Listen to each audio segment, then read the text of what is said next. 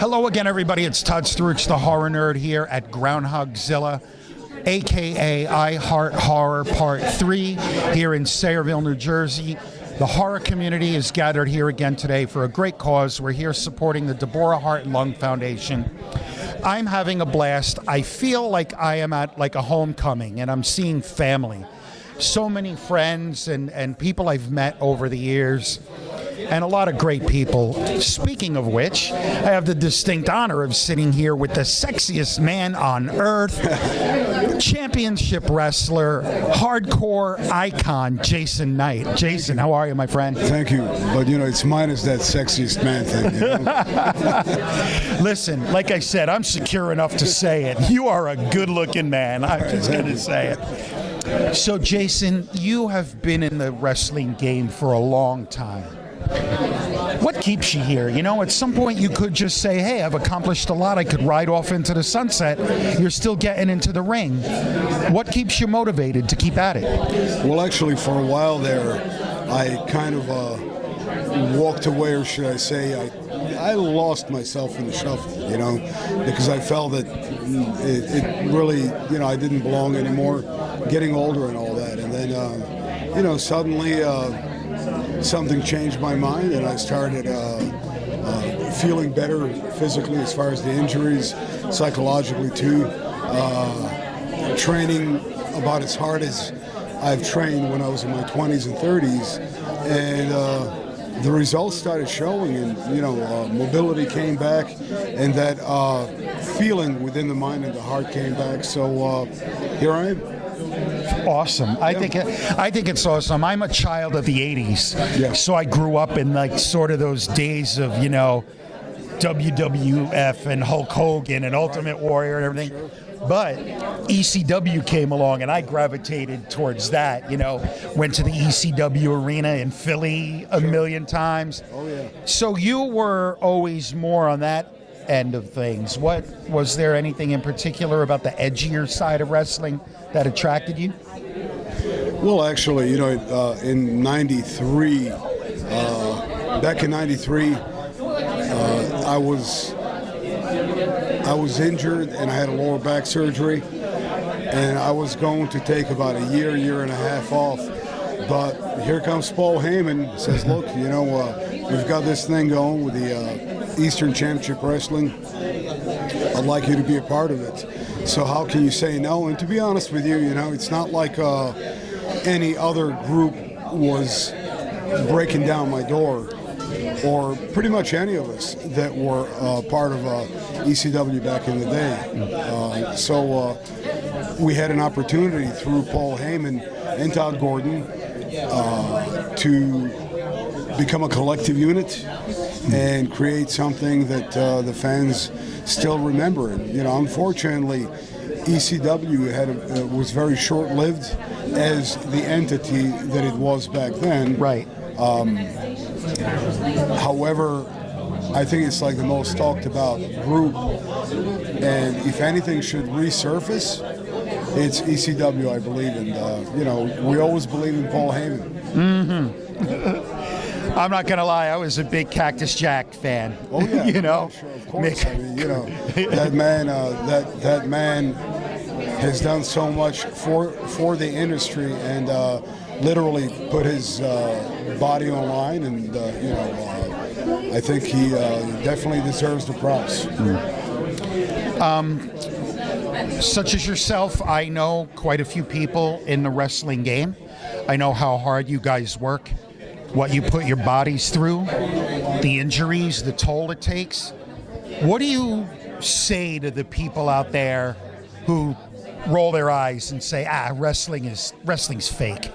Well, I mean, everyone has a right to think whatever they want about any particular subject. However, it becomes an annoyance, but then again, you have to consider the source. The ignorance of the people that, truly believe that it's all fun and games, and, everything is fake and set up, and the ring is a trampoline, and we really don't hit each other, and we really can't fight in real life, which is quite a big mistake.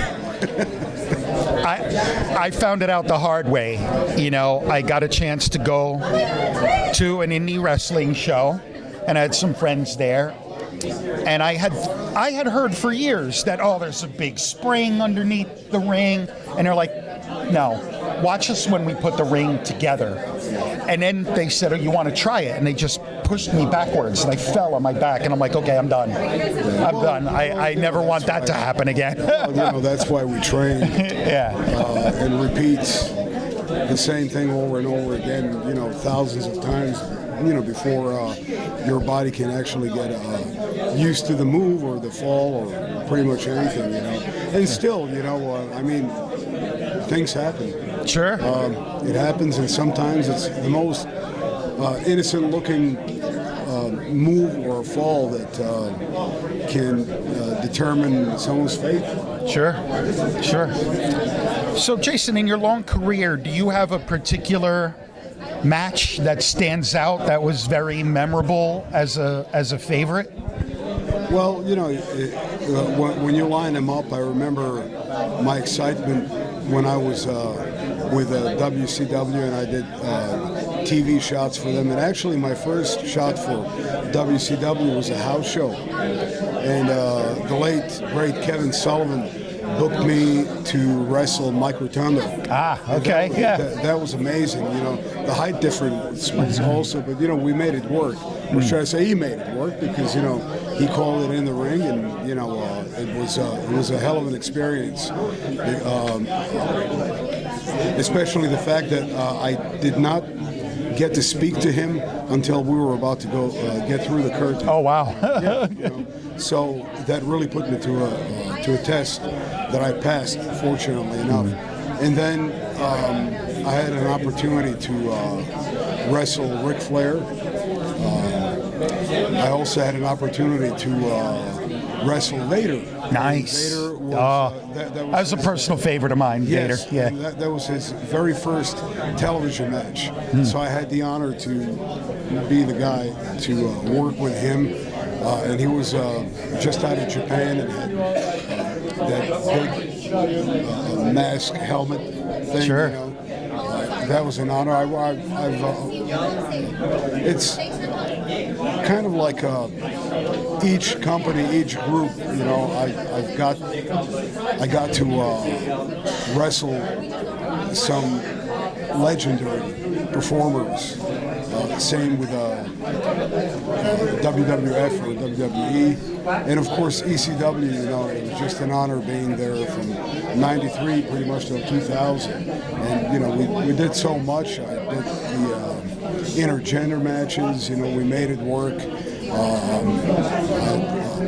I had the honor of helping out the up-and-coming young talent, such as Mikey Whipwreck at the time, and Meanie, and some other guys. I had an opportunity to help them achieve what the greatness that they deservingly so have achieved. So pretty much the entire experience, it's an honor. Nice. Jason, one final question for you. If there was a young up-and-coming wrestler out there who's trying to get into the business, break into the business, and you could give them one piece of advice, what would you tell them? Get trained correctly. Get trained correctly. Don't be stingy and don't take any shortcuts. That will open all the doors for you, and you will gain respect by being trained correctly, by being trained. Usually it takes someone that has been somewhere and done something. So, I'm going to be reopening my wrestling dojo shortly. Tomorrow we're going and picking up a brand new ring. Nice. Storing it, and I'm looking at a building where I'm going to have the wrestling school, and we're hoping to run shows out of there. And so and basically get trained by someone with a lot of experience. I'm 61 years old. I'm still in the game, and I can still go, thankfully.